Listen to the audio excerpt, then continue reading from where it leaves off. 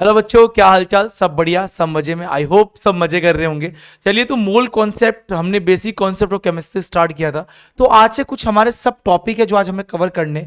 आज हम बात करेंगे इलेक्ट्रॉन, प्रोटॉन, न्यूट्रॉन के बारे में। एटॉमिक मास या परमाणु द्रव्यमान पढ़ेंगे आज हम लोग। आज हम पढ़ेंगे रिलेटिव एटॉमिक मास के बारे में बात करेंगे।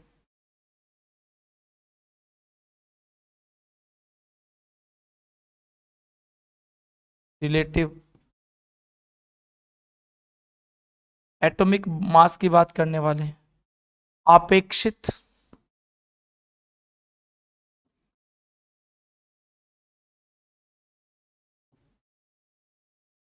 परमाणु द्रव्यमान की बात करेंगे। सब कुछ डिटेल में जानेंगे आज थोड़ा सा, ठीक है ना? ओके जी। डबल एम के बारे में पढ़ेंगे। एब्सल्यूट एब्सल्यूट एटॉमिक मास देखेंगे आज। निश्चित निश्चित परमाणु द्रव्यमान कितना होता है उसकी बात करेंगे।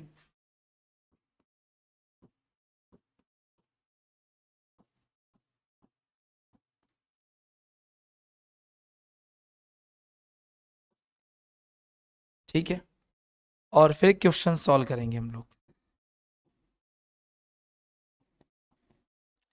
फिर हम प्रश्न की बात करेंगे।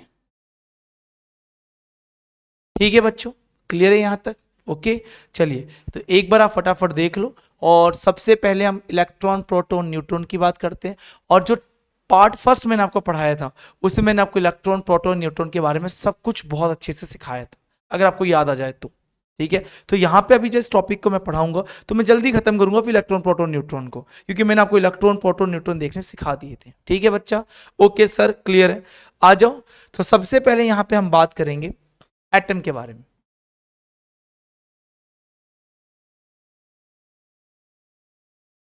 क्या होता है ये? Smallest part of smallest part of matter.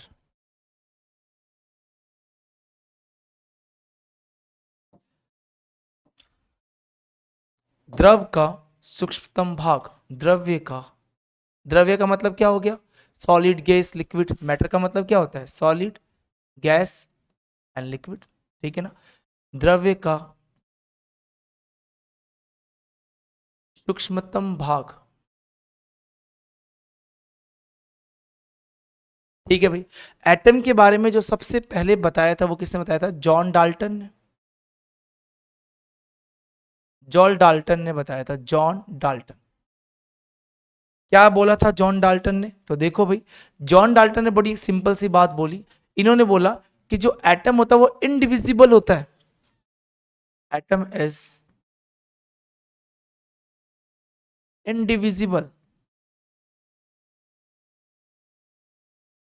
परमाणु अविभाज्य होता है।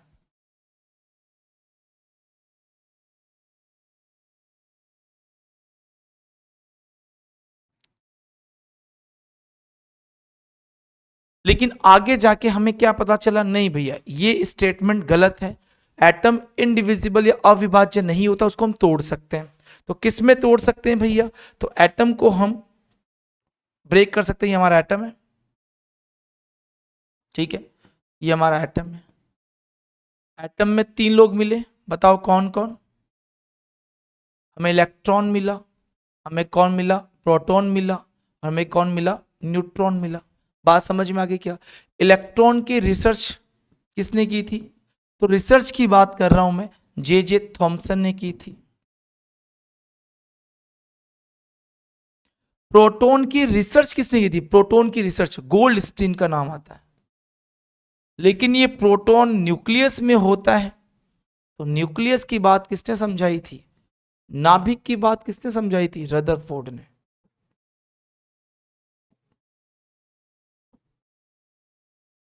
तो उसको ढूंढा कितने किसने था? गोल्ड स्टीन ने। और रदरफोर्ड ने बताया कि पॉजिटिव पार्ट कहाँ रहता है? न्यूक्लियस के अंदर। और न्यूट्रॉन की रिसर्च किसने की थी बच्चों? जेम्स चैडविक ने। याद रख लोगे? ईट पग ना से याद कर लेना, चैडविक। ठीक है। अच्छा, अगर आप ये भी याद कर लोगे तो इनके आप मास याद कर लेना। जे थॉमसन ने इलेक्ट्रॉन का मास, इलेक्ट्रॉन का, प्रोटॉन का, न्यूट्रॉन का मास ध्यान रख लेना, ये होता है 9.1 इंटू 10 की पावर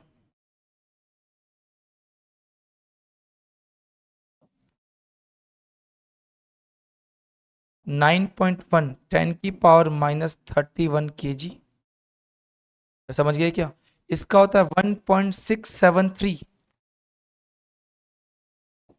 10 की पावर -27 kg, और इसका होता है 1 पॉइंट थोड़ा सा बड़ा होता है, इतना सा नुन्नू मुन्नू सा, इतना सा नन्ना मुन्ना सा kg। अब चाहो तो इसको ग्राम में भी चेंज कर लो, अगर आप इसको ग्राम में चेंज करोगे तो 1000 को कम कर दो, 28 ग्राम। यहां 1.673 इंटू 10 की पावर -24 ग्राम, ये 1.67 इंटू 10 की पावर -5 कर लो, यहाँ पे ये 3 है, 24 ग्राम। और इन दोनों को हम मिला के लिख देते हैं 1.67 इंटू 10 की पावर -24 ग्राम। ये कहानी आगे बहुत काम में आने वाली है, तो यहाँ जितनी भी कहानी पढ़ाई जाएगी आगे सब काम में आएगी। तो यहां तक जो चीजें मैंने एक्सप्लेन की आपको समझ में आ गई क्या? तो ये आसान आसान चीजें थी कि एटम क्या होता है, स्मॉलेस्ट पार्ट ऑफ मैटर होता है, ठीक है भैया, जिसे हम इनडिविजिबल होता है, अविभाज्य होता है। लेकिन आगे चल के ये जो इन्होंने नियम दिया, लो दिया, वो क्या हो गया, फेल्ड हो गया, क्योंकि नहीं यार, एटम में भी कुछ फंडामेंटल पार्टिकल मिले, तो इनको क्या बोला गया, मूलभूत कण बोले गए, जो हम चल के डिस्कस करेंगे। तो इन इलेक्ट्रॉन, प्रोटॉन, न्यूट्रॉन को क्या बोला जाता है, मूलभूत कण।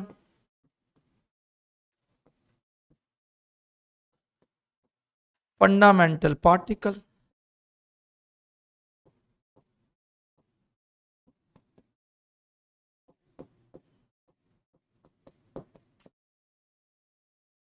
क्या बताइए बच्चा, यहां तक जो बताया पढ़ाया सब कुछ क्लियर है क्या? बिल्कुल सर, क्लियर है, कोई दिक्कत वाली बात नहीं, कर लेंगे आराम से।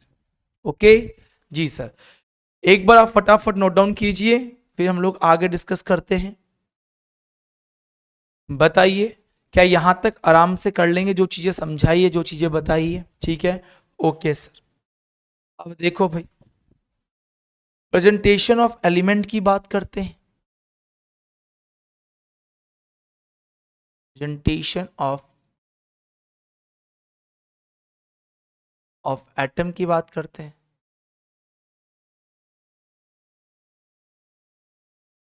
परमाणु का प्रदर्शन किस प्रकार से किया जा सकता है भाई? तो आप सभी को पता है, इसको मैं इस तरीके से दिखाऊंगा, एक्स से दिखाऊंगा किसी भी एलिमेंट को, किसी भी तत्व को और एटम को। नीचे लिखा होगा जेड, ऊपर क्या लिखा होगा बच्चों, ए। याद करो, ये सब चीजें मैंने डिफाइन कर दी थी, है ना? ए का मतलब, एक्स का मतलब क्या है, यहाँ पे एटम है, ठीक है। ए का मतलब क्या है, ये मास नंबर है, ये द्रव्यमान संख्या है। ये सब आज काम में आएगा, आप भूल चुके होंगे तो मैं फिर से रिवाइज करवा रहा हूं। द्रव्यमान संख्या है। जेड क्या होता है भैया, एटॉमिक नंबर होता है।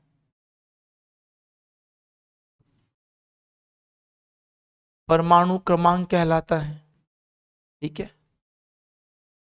तो ये मैंने फर्स्ट क्लास में सब कुछ एक्सप्लेन किया था, मैं फिर से कर रहा हूं, ताकि आज पढ़ते समय कोई दिक्कत का सामना आपको नहीं करना पड़े, ठीक है ना? तो देखो भैया, जेड का मतलब क्या होता है, जेड का मतलब होता है बच्चों नंबर ऑफ प्रोटॉन,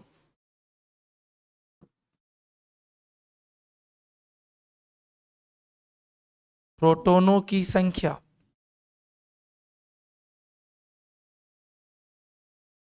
ठीक है। फिर मैं क्या करूंगा यहाँ पे, A number of proton plus number of neutron. याद रखना, जब मैं आगे चल के पढ़ाऊं तो मुझे बताना है सर आपने ए का मान, मास नंबर, द्रव्यमान संख्या को ये लिखवाया था, आगे काम में आएगा। फिर दोहरा रहा हूं, जब मैं मास पढ़ाऊंगा, द्रव्यमान पढ़ाऊंगा, ठीक है, चलिए सर बिल्कुल क्लियर है, कोई दिक्कत वाली बात नहीं है। ठीक है, अब देखो भैया, अब एग्जाम्पल देख लो, आपको इतना ही पता है कि अगर मुझे प्रोटॉन की संख्या निकालनी है, अगर मुझे नंबर ऑफ प्रोटॉन निकालनी है, वो क्या होगा, हमेशा जेड होगा। और जब भी मुझे न्यूट्रॉन की संख्या निकालनी है, ये सब मैंने डिस्कस कर लिया था, जब भी आपको नंबर ऑफ न्यूट्रॉन निकालना हो, वो क्या होगा भैया, ए माइनस जेड होगा। ये सारी चीजें क्लियर है। और जितने नंबर में प्रोटॉन होंगे उतने ही नंबर में क्या होंगे, इलेक्ट्रॉन। अरे समझ पा रहे हो ना, पक्की बात है। तो आपको थोड़ा सा पता होना चाहिए इन सब चीजों के बारे में, थोड़ा नॉलेज होना चाहिए कि जब मैं लिखूं तो आपको फिर दिक्कत ना हो। क्योंकि ध्यान रखना, मोल कॉन्सेप्ट एक्चुअल में मैं आपको बताता हूं क्या होता है, कई बच्चों को पता ही नहीं चलता क्या चल रहा है इसका, मतलब 90% बच्चों को पता नहीं चलता। सबसे ज्यादा क्वेश्चन यहीं से रॉन्ग हो रहे होते हैं। इसलिए मैंने जब इस बार स्टार्ट किया ना, तो मैंने भागम भाग वाला छोड़ दिया, मैं भागा भाग नहीं करेंगे, मैं आपको भले 2 या 3 लेक्चर एक्स्ट्रा पढ़ाने पड़ जाए चलेगा, सफिशिएंट नंबर ऑफ क्वेश्चंस करवाऊंगा, खूब सारे क्वेश्चन सॉल्व करेंगे इसके अंदर, खूब सारे हम एग्जाम्पल सॉल्व करेंगे, अच्छे से थ्योरी पढ़ेंगे।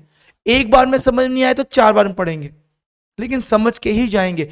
एक बार मोल कॉन्सेप्ट को पढ़ लो, इसके सारे क्वेश्चन सॉल्व कर लो, आपको ऐसा अंदर से फील होगा यार केमिस्ट्री अब पढ़ने में मजा दे रही है।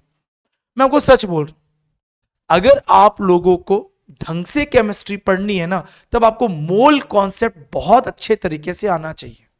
अगर आपको मोल अवधारणा, मोल कॉन्सेप्ट बहुत अच्छे तरीके से आता है, मान के चलें आपको केमिस्ट्री में बहुत अच्छा फील होगा टाइम के साथ। ठीक है बच्चों, क्या मेरी बात ध्यान रखोगे? ओके सर, हो जाएगा आराम से। अब मैंने आपको नेगेटिव पॉजिटिव सब कुछ डिस्कस कर लिया था, नेगेटिव लगे तब क्या करना है, पॉजिटिव लगे तब क्या करना है। ठीक है, तो अब यहां पे ज्यादा डिस्कशन यहां पे नहीं करने वाले। ठीक है, ओके सर। पर एक दो क्वेश्चन देख लो, कर लो फटाफट। Calculate, calculate number of electron, proton and neutron. Electron, proton और न्यूट्रॉन की गणना करनी है आपको। वैसे मैंने पढ़ा दिया है, ठीक है, तो मैं एक एग्जांपल देता हूं, फटाफट उसको सॉल्व कर लो।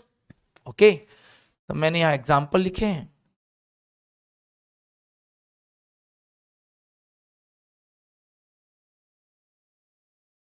थोड़े से वेट वगैरह भी याद आ जाएंगे थोड़े बहुत, ठीक है ना,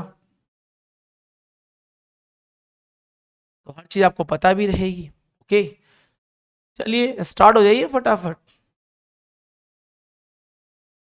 ओके सर, निकालिए इसमें प्रोटॉन, इलेक्ट्रॉन, न्यूट्रॉन, निकाल लोगे आराम से। प्रोटॉन क्या होते हैं, नीचे का नंबर, क्योंकि नीचे का नंबर हमेशा प्रोटॉन का नंबर होता है। अब ये एक न्यूट्रल एटम है, तो जितने प्रोटॉन होंगे उतने ही इलेक्ट्रॉन होंगे। न्यूट्रॉन कैसे करोगे, कर लोगे, ऊपर वाले को नीचे वाले में से लेस कर देना। यहां कितने आ जाएंगे, 20, ठीक है, यहाँ 7, यहाँ 8, अरे कर लोगे ना, यहाँ कितना जाएंगे, 12। ठीक है सर, बिल्कुल कर लेंगे, कोई दिक्कत वाली बात नहीं है, ये सब हम करके आए हैं। कुल मिला के अब तक मैंने जो आपको पढ़ाया उसके अंदर आप ये चीज तो ध्यान रखोगे ही रखोगे, मास नंबर क्या होता है। इसलिए बार बार फोकस कर रहा हूं क्योंकि अभी काम आएगा, द्रव्यमान संख्या क्या होती है। क्या होती है द्रव्यमान संख्या, नंबर ऑफ, नंबर जरूर लिखना, number of proton plus number of neutron. Proton की संख्या प्लस न्यूट्रॉन की संख्या।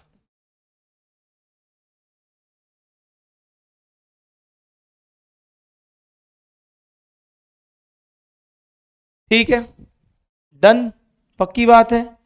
जी सर, बिल्कुल पक्की बात है, कर लेंगे। एक बार देख लो जल्दी से, फिर आगे डिस्कशन करते हैं, आगे बात करते हैं।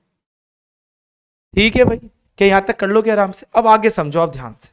देखो, अब यहां मैं बात करने वाला हूं एटॉमिक मास की। अब ढंग से समझना, यहां से एक्चुअल में समझने का पार्ट स्टार्ट होगा बढ़िया वाला।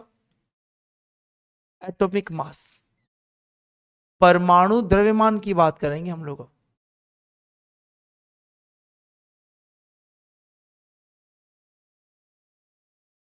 अब सुनना, सुनना ध्यान से। अभी आपको मैंने पढ़ाया कि मास नंबर क्या होता है।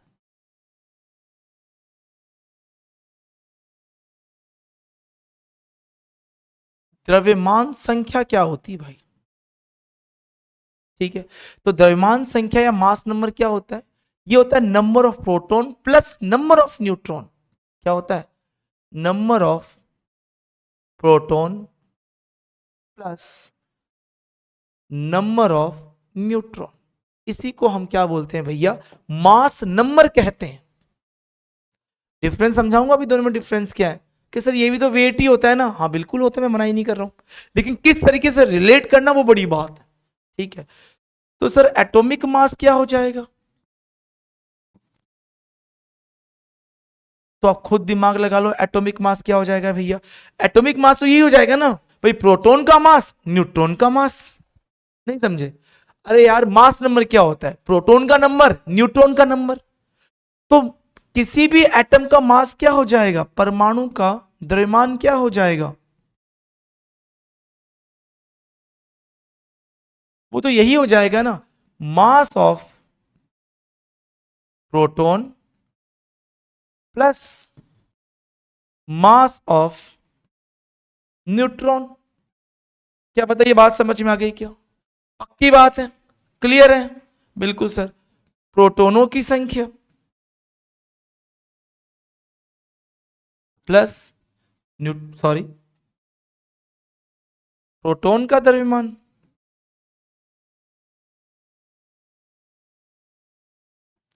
प्लस न्यूट्रॉन का द्रव्यमान। क्लियर है? न्यूट्रॉन का द्रव्यमान। क्या बताइए, यहां तक बात समझ में आ गई क्या? अब एक बात बताओ यार, अब प्रोटॉन एक दो तो एक भी हो सकता है, दो भी हो सकता है, तीन चार पांच दस कितने भी नंबर में भी हो सकते हैं। तो मैं इसको थोड़ा सा बदल देता हूं। तो मैंने यहां पर क्या लिख दिया? एटॉमिक मास, समझना ध्यान से, equals to mass of one proton into number of proton. मेरी बात समझे क्या? नहीं समझे? अरे एक बात बताओ यार, मैंने लिखा मास ऑफ प्रोटॉन, कितने प्रोटॉन? तो एक काम करता हूं, एक का लिख देता हूं, जितने नंबर में प्रोटॉन होंगे उसका उसका मल्टीप्लाई कर दूंगा। ठीक है, अब क्या लिखेंगे यहां पे? प्लस, क्या लिखोगे आगे बताओ? मास of one neutron into number of neutron. समझ गए? बिल्कुल सर, समझ में आ गई बात? Okay sir. अरे बताओ, ये जो लिखा गया है ये बात समझ में आ गई क्या? बिल्कुल सर, क्लियर आ गई। अब एक बात बताओ, थोड़ी देर पहले ही आपको मैंने समझाया था, एक प्रोटॉन का मास कितना होता है? बताओ जल्दी से अब। सर 1.67 इंटू 10⁻⁻24 ग्राम। और एक न्यूट्रॉन का मास भी कितना होता है? सेम ही तो लिखा था, थोड़ा सा फर्क होता है, तो उस फर्क को यहां से भगा देते हैं हम लोग। बताइए क्या यहां तक बात समझ में आ गई क्या? तो एक बात बताओ, मास ऑफ वन प्रोटॉन, एक प्रोटॉन का द्रव्यमान, एक प्रोटॉन का द्रव्यमान की तो बात कर रहा है। और यहां पर क्या है? एक न्यूट्रॉन का द्रव्यमान और उसकी संख्या। समझ गया क्या? एन समझ गया? एन क्या है यहां पे? एन यहां पे नंबर है। एन क्या है यहां पे? नंबर, संख्या है ये। ठीक है, किसकी? प्रोटॉन न्यूट्रॉन की। अच्छा, तो एक बात बताओ, क्या मास ऑफ वन प्रोटॉन कितना होता है? Sir 1.67 into 10⁻⁻24 into number of proton plus mass of 1 neutron कितना होता है? 1.67 इंटू 10 की power minus 24 into number of neutron. क्या बताओ, बात समझ में आ गई क्या? पक्की बात है। अब एक बात बताओ, क्या इन दोनों को एक साथ बाहर ले लूं क्या मैं? और यहां पे बीच में क्या बच जाएगा? Number of proton plus number of neutron. क्या बचा? 1.67 इंटू 10 की पावर माइनस 24 ग्राम। बिल्कुल सर, बिल्कुल सही लिखा है आपने। बताओ भैया, ये जो बात यहां लिखी गई है समझ में आ गई क्या? बिल्कुल सर, क्लियर है। अभी थोड़ी देर पहले समझाया था, नंबर ऑफ प्रोटॉन और नंबर ऑफ न्यूट्रॉन क्या कहलाता है बच्चों? Mass number. Number of proton और नंबर ऑफ न्यूट्रॉन क्या कहलाता है बच्चों? Mass number. द्रव्यमान संख्या कहलाती है। क्या समझ में आ रहा है? पक्की बात है। मैं क्या समझाने की कोशिश कर रहा हूं, वापस देखो, वापस देखो। मैंने क्या, एटॉमिक मास क्या होता है? तो भैया एक प्रोटॉन का मास और न्यूट्रॉन का मास। अब प्रोटॉन कितने भी तो हो सकते हैं, तो उसका नंबर लिखना जरूरी हो गया। तो एक प्रोटॉन का मास मुझे पता है। अब मान लो 10 प्रोटॉन है तो इंटू 10 कर दूंगा, 5 प्रोटॉन है तो 5 कर दूंगा। समझ में आ गई बात? वैसे ही न्यूट्रॉन के साथ फिर मैंने दोनों को कॉमन लेके एक को बाहर निकाल दिया। करने के बाद में मुझे पता चल गया कि यार एक बात बताओ, ये टर्म और इस टर्म इसको बाहर निकाल दिया, बच क्या गया? Proton plus neutron. इसको मैंने बाहर निकाल दिया।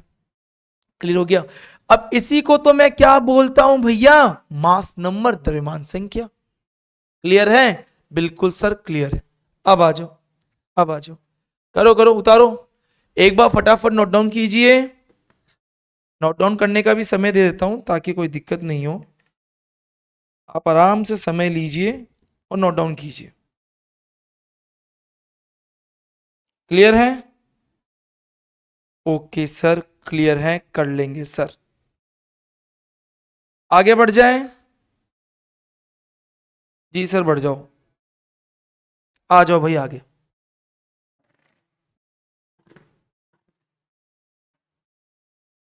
चलो बच्चों, क्या यहां तक समझ में आ गई बात? तो कुल मिला के मैंने अब तक आपको ये पढ़ाया, देखना, देखो समझना ढंग से, बहुत प्यार से समझा रहा हूं। एटॉमिक मास, परमाणु द्रव्यमान क्या होता है? बताओ क्या होता है भाई? अब मुझे समझा दो जल्दी से। सर ये होता है number of proton, number of neutron. ठीक है सर। 1.67 इंटू 10 की पावर माइनस 24 ग्राम होता है सर। कोई दिक्कत नहीं है सर, बढ़िया बात है ये तो। ठीक है, अच्छा बताओ, क्या इसी को ही मैं मास नंबर कहता हूं क्या? बिल्कुल सर, इसी को आप मास नंबर कहते हो, इसी को ही आप द्रव्यमान संख्या कहते हो।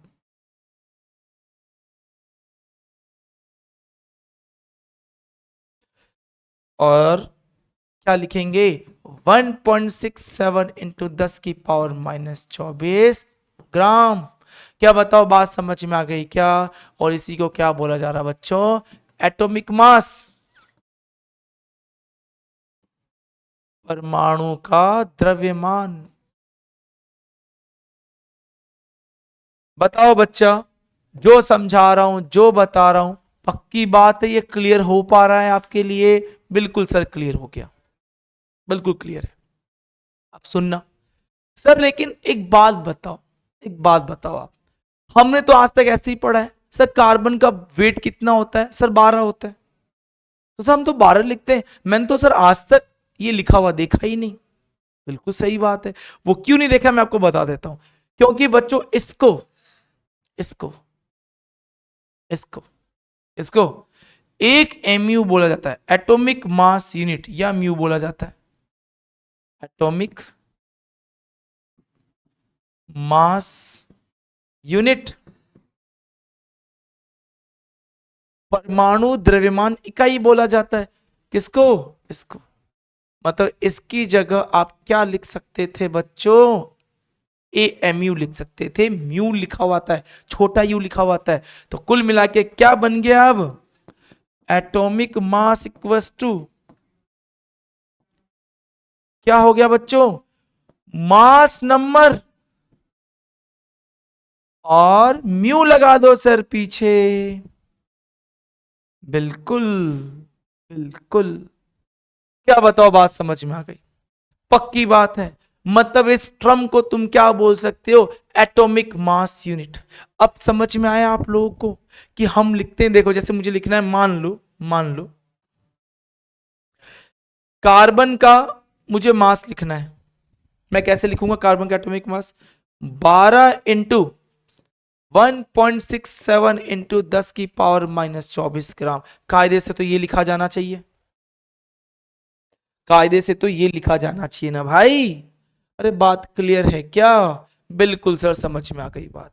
और अगर इसको हटाना है तो क्या लिखोगे?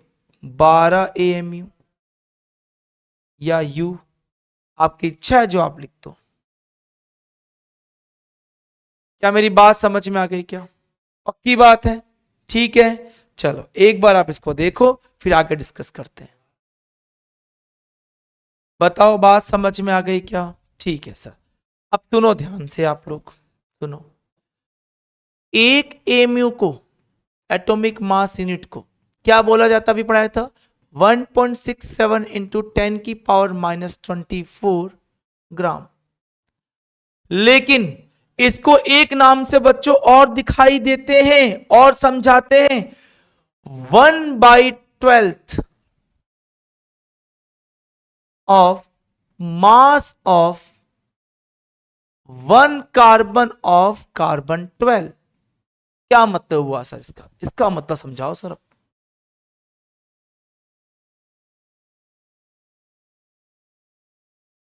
इसका मतलब बच्चों ये हुआ, सुनना ध्यान से, सुनना ध्यान से।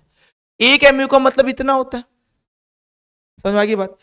ये किसके बराबर होता है?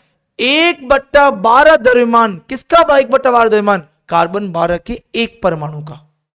मतलब कार्बन 12 के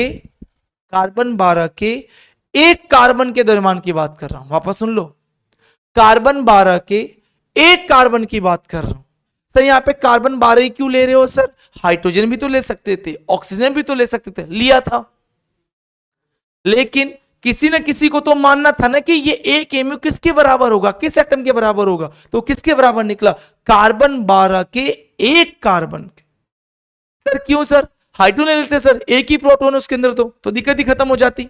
लेकिन एक बात बताओ यार, हाइड्रोजन भी तो लिया होगा, ऑक्सीजन भी लिया होगा, क्लोरीन भी लिया होगा, बहुत कुछ लेके देखा, लेकिन सही कहां बैठा? कार्बन 12 के एक कार्बन पर। सर 1/12 क्यों कर रहे हो? अरे दिमाग लगाओ यार। कार्बन 12 में कितने प्रोटॉन और न्यूट्रॉन होते हैं? 12 होते हैं। 12 प्रोटॉन न्यूट्रॉन होते हैं। लेकिन जो एक एमयू होता है वो किसकी बात करता है? केवल एक प्रोटॉन की या एक न्यूट्रॉन की? अरे यार, एक एमयू किसके बराबर होता है देखो ना, एक ही प्रोटॉन के मास के या एक ही न्यूट्रॉन के मास के। बात समझ में आ गई? तो एक बात बताओ, 12, यहां तो 12 प्रोटॉन न्यूट्रॉन है, तो मुझे इसको क्या करना पड़ा बच्चों? 1/12 कार्बन करना पड़ा। किसका? कार्बन 12 का, ताकि एक का निकल जाए। क्या बात समझ में आ गई क्या? इसलिए मैंने इसके बराबर बनाया। तो एक एमयू का मतलब क्या होता है? तो इसको माना गया इसके बराबर होता है भैया। आप भी आज के बाद इसके बराबर ही पढ़ोगे। आप राम श्याम गीता श्याम कुछ ही मान लेते, आप ऐसे मान लो। एक दर्जन में 12 केले होते हैं। कैसे पता एक दर्जन में 12 ही होते हैं? क्योंकि हमारे पूर्वजों ने बोला एक दर्जन में 12 मानना। ऐसे यहां पर भी आपको इसके रेस्पेक्ट में इसको मानना है। क्या बात समझ में आ गई? बिल्कुल पक्की बात है। जी सर, जी सर, यहां तक हमें बात समझ में आ चुकी है। क्या आप लोग आराम से कर लोगे क्या? जी सर, कर लेंगे आराम से। एक बात और नोट डाल के ध्यान रख लो। क्या ध्यान रख लो भैया? तो मैंने अभी आपको समझाया एटॉमिक मास क्या होता है। क्या होता है बताओ मुझे? मास नंबर इंटू 1.7667 10⁻⁻24 ग्राम होता है सर। और यही होता है क्या? ये क्या होता है? परमाणु द्रव्यमान।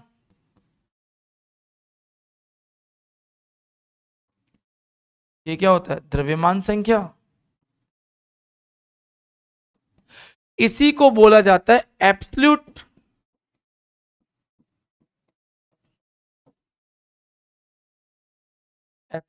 Atomic mass. निश्चित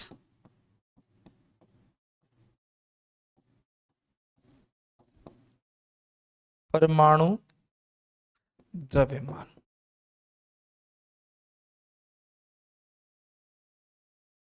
क्या बात क्लियर है क्या? इसको मैं आम बोलूंगा AAM। क्या होता है भाई? तो ये रहा, ये होता है, ये क्या दिख गया सभी को? ये रहा।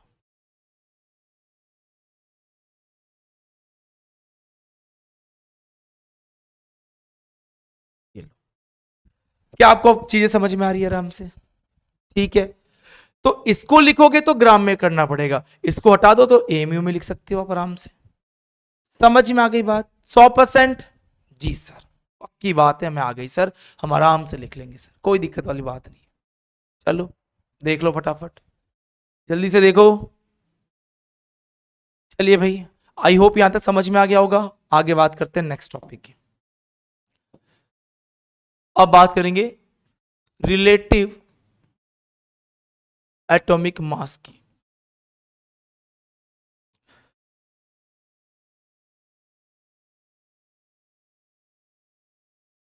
अपेक्षित, तो यहां बच्चों हम बात करने वाले हैं अपेक्षित की, बात करने वाले किसकी? अपेक्षित परमाणु द्रव्यमान की। अब सर ये क्या होता है? तो देखो बच्चों, सिंपल सी बात है, मान लो मुझे मेरा मास नापना है, तो मैं क्या करूंगा? जाके तोले पे खड़ा हो जाऊंगा, देखूंगा वो बाट कितने केजी का है, तो उसके रेफरेंस में मैंने माना कि मैं कितने केजी का हूं। वो बाट 5 केजी का था, मैं वहां खड़ा हो गया, उसके बराबर हो गया, मैं 5 केजी का बन गया। तो मुझे परमाणु द्रव्यमान किसी के रिलेट करके मानना है, और किसके रिलेट करके? 1/12 मास के। किसके? 1/12 of mass of carbon 12 atom. क्या बात समझ में आ गई क्या सभी को? तो मैंने आप लोगों को दोहराया था, क्या बोला था यहां पे? Mass of any atom relate to, तो आपको रिलेट करना, रिलेटिव टू, तो मैंने क्या बोला है? सुनना ध्यान से, मास ऑफ एनी एटम। क्या होता है ये? मास ऑफ किसी भी परमाणु का द्रव्यमान,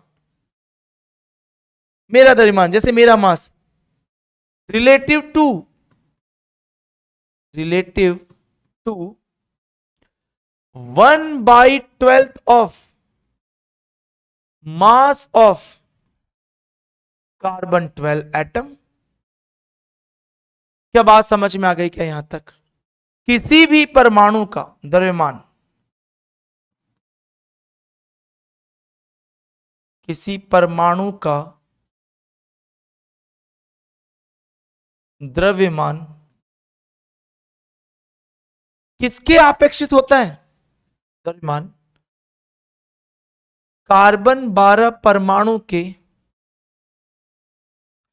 1/12वें भाग द्रव्यमान के अपेक्षित माना जाता है। क्या यहां तक बात समझ में आ गई क्या? कुल मिला के मान लो, ऐसे मान लो आप, मान लो ये रही, मुझे मेरा मास निकालना है, तो मैं किसके समान मानूंगा? मैं मान लूंगा इसके समान, इसके समान देखूंगा मैं। भाई मुझे अगर मेरा मास नापना है, मुझे अपना द्रव्यमान नापना है, तो मैं कैसे नापू? किसी का रेफरेंस तो लेना पड़ेगा। मैं कहूंगा ये 1 किलो का बाट है, तो मैं तराजू की साइड खड़ा हो जाऊंगा। अब तराजू के दूसरे साइड अगर ऐसे से 10 बोतलें रख दूंगा तो मैं 10 केजी का, 15 बोतल रख दूंगा तो मैं 15 केजी का। अब एक बात बताओ, बोतल को हटा के पेन रख दूं तो जितने पेन के बराबर का, ये 5 ग्राम का पेन है, तो मेरा मास अब किस पे अपेक्षित हो गया? इस पेन के। मतलब अगर मुझे किसी का मास नापना है तो मुझे किसी ना किसी का रेफरेंस लेना पड़ेगा। इसी को क्या कहते हैं बच्चों? Relative atomic mass. तो एक्चुअल में इसका शॉर्ट फॉर्म हो गया राम। बिल्कुल हमारे राम। तो बच्चों राम इक्वल्स टू क्या हुआ? सुनना ध्यान से, क्या हो गया? राम इक्वल्स टू ये हो गया absolute absolute atomic mass, absolute atomic mass, निश्चित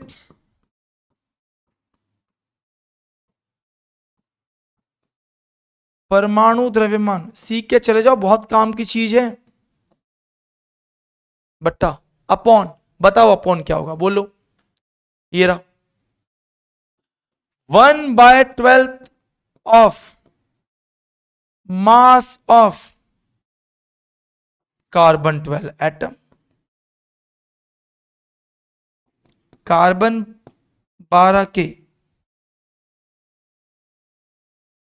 कार्बन 12 परमाणु के,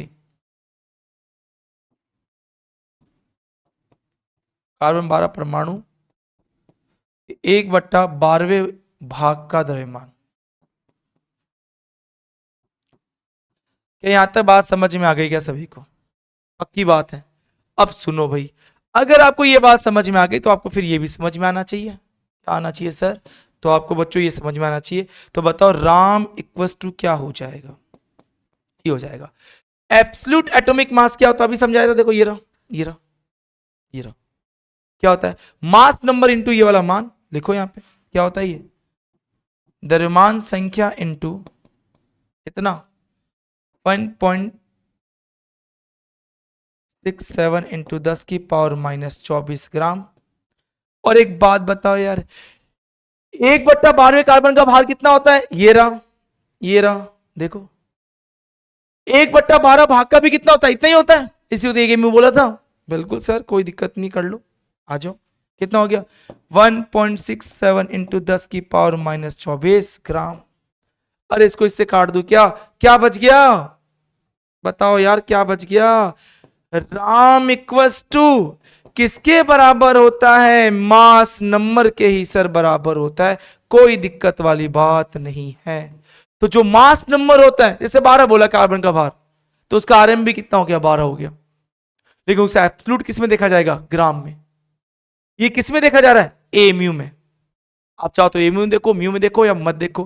तो राम जो होती है वो क्या होता है बच्चों? यूनिटलेस, मात्रक विहीन,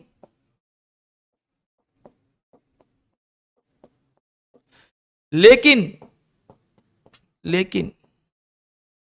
एएमयू में भी देख सकते हो।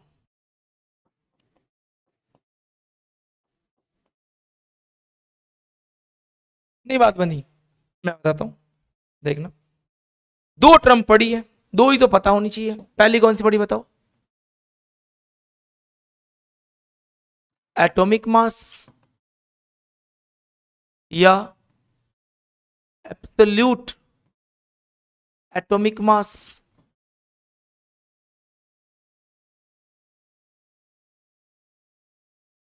निश्चित परमाणु द्रव्यमान। क्या बात समझ में आई? क्या क्या होता है ये होता है बच्चों mass of one atom in gram. और किसमें भाई? ग्राम के अंदर। बात समझ में आ गई? तभी तो डबल ए एम आम बराबर क्या लिखा था, याद करो, मास नंबर इंटू 1.67 इंटू 10⁻⁻24 ग्राम। बिल्कुल सर, कोई दिक्कत नहीं है। अब हमें ये बात समझ में आ गई है, ठीक है। और एक बात बताओ, दूसरा क्या पढ़ा आपने? राम। राम क्या होता है भैया? रिलेटिव एटॉमिक मास, अपेक्षित क्या होता है? Mass of one atom in AMU. क्योंकि राम इक्वस तो क्या होते हैं? मास नंबर, द्रव्यमान संख्या। हिंदी मीडियम वाले पकड़ लेंगे बात को। मास नंबर द्रव्यमान संख्या होती है। समझ गए? जैसे मुझे बोल दे कोई कि भैया, एग्जाम्पल दे रहा हूं मैं आपको, एग्जाम्पल समझा रहा हूं। किससे? एग्जाम्पल से। देखो मैंने आपको एग्जाम्पल दे दिया। कार्बन का आपको आम लिखना है और कार्बन का आपको आरएम रिलेटिव मास भी लिखना है। तो रिलेटिव कितना हो जाएगा, 12 हो जाएगा, या 12 एमयू हो जाएगा, या 12 म्यू हो जाएगा। आम कितना हो जाएगा, आम, आम बताओ, आम कितना, ये भी लिखो तो भी सही, ये लिखो तो भी सही, लिखो तो भी सही। आम लिखोगे तो कार्बन का भार कितना होता है, 12। लेकिन एक बात बताओ, मास नंबर, मास नंबर कितना होता है, समझ में आ गई बात, कर लो, 1.67 इंटू 10 की पावर -24 ग्राम। इसी तरीके से आप ये करो, चलो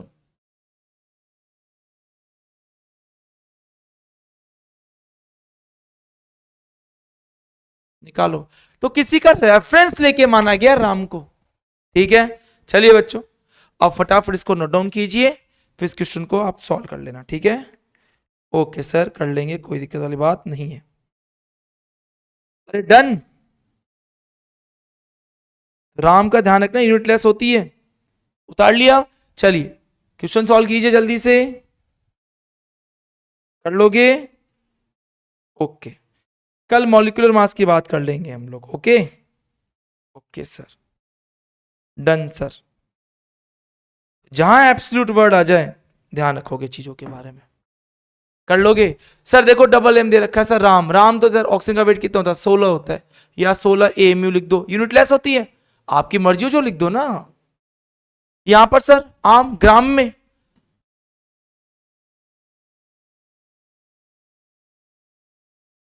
आज तो मैंने आपको इस तरीके से पढ़ाया है, कल जब मैं बात करूंगा तो इसके आगे डिस्कशन करूंगा, मतलब बात समझ में आ गई क्या। तो परमाणु क्या होता है, उसका मास नंबर क्या होता है, ठीक है ना, कुल मिला के फिक्स डेफिनेशन, कंफ्यूज बिल्कुल नहीं होना है। रिलेटिव एटॉमिक मास क्या होता है, अपेक्षित आर नाम क्या होता है, किसी के सापेक्ष माना जाता है, सापेक्ष माना गया है। तो यहां पे आप लिख सकते थे, हिंदी में लिखा था ना मैं, सापेक्ष, तो यहां पे चाहो तो आप ये हटा के क्या लिख सकते थे, सापेक्ष, सापेक्ष माना जाता है, ये होते हैं राम साहब। तो आपने क्या पढ़ा आज, देख लो फटाफट। तो इलेक्ट्रॉन प्रोटॉन न्यूट्रॉन कर लोगे, मास नंबर मैंने आपको बता ही दिया क्या होता है, ठीक है। यहाँ जो एटॉमिक मास परमाणु द्रव्यमान क्या होता है, तो मैंने कहा मास बोल रहे हैं तो हम तो नंबर पढ़ के आए हैं, तो उस नंबर को मास में कन्वर्ट कर दो यार, ये लो मास में बदल गया दोनों। तो न्यूट्रॉन का जो नंबर उसका मास, जो प्रोटॉन उस नंबर उसका मास। अब एक प्रोटॉन एक न्यूट्रॉन का मास कितना होता है, इतना होता है, उसको मैंने कॉमन लेके बाहर कर लिया, इसको मैंने बोला मास नंबर। मैंने कहा एटॉमिक मास बराबर ही क्या होता है, मास नंबर इंटू ये वाली वैल्यू, इसी को मैंने क्या नाम दे दिया, एब्सोल्यूट एटॉमिक मास। समझ में आ गई क्या बात, बिल्कुल सर क्लियर है। तो चाहे अगर आप ऐसे भी लिखो तो भी गलत नहीं था, और ऐसे लिखो तो भी गलत नहीं है, ठीक है ना। चलिए नेक्स्ट, तो एक एमयू किसके बराबर है, इस वैल्यू के बराबर है। तो मैंने कहा ये वैल्यू किसके बराबर है, 1/12 कार्बन के, कार्बन का 1/12 भाग। क्यों सर, क्यों लिया, कि किसी को तो मानना था ना, किसके रेफरेंस से मानेंगे, क्योंकि यार प्रोटॉन न्यूट्रॉन तो कहां तक करने बैठूंगा, -24 कहां से तौले बनाऊंगा मैं। तो मैंने एक निश्चित, एक अपेक्षित, एक रिलेटिव मान लिया, किसको, कार्बन 12 को। ये कार्बन 12 का 1/12 भाग का जो द्रव्यमान होता है ना, वो 1 एमयू माना जाएगा आज के बाद। ये मैंने बोल दिया, ये मैंने मान लिया, समझ में आ गई बात, ठीक है। अब कुछ तो मानना पड़ेगा ना, किसी को अगर तोलना है तो एक बाट तो बनाना पड़ेगा ना, तो यहां बाट के रूप में काम कौन कर रहा है, कार्बन 12 का 1/12 भाग, समझे चीज। एटॉमिक मास, परमाणु द्रव्यमान, मास नंबर इंटू इसका मल्टीप्लाई कर देना। अब मैंने कैसी को हम कहते हैं एब्सोल्यूट, एब्सोल्यूट को किस में देखते हैं, ग्राम में, ठीक है। फिर याद करो, कन्वर्ट कर दिया, किसमें किया देख लो। रिलेटिव एटॉमिक मास क्या होता है, अपेक्षित परमाणु द्रव्यमान क्या होता है, राम, कर लोगे। किसके सापेक्ष माना गया किसी का द्रव्यमान, कार्बन 12 के 1/12 भाग के। तो राम बराबर क्या होता है, मास नंबर। जो मास नंबर होता है वही क्या होता है, रिलेटिव एटॉमिक मास, अपेक्षित परमाणु द्रव्यमान।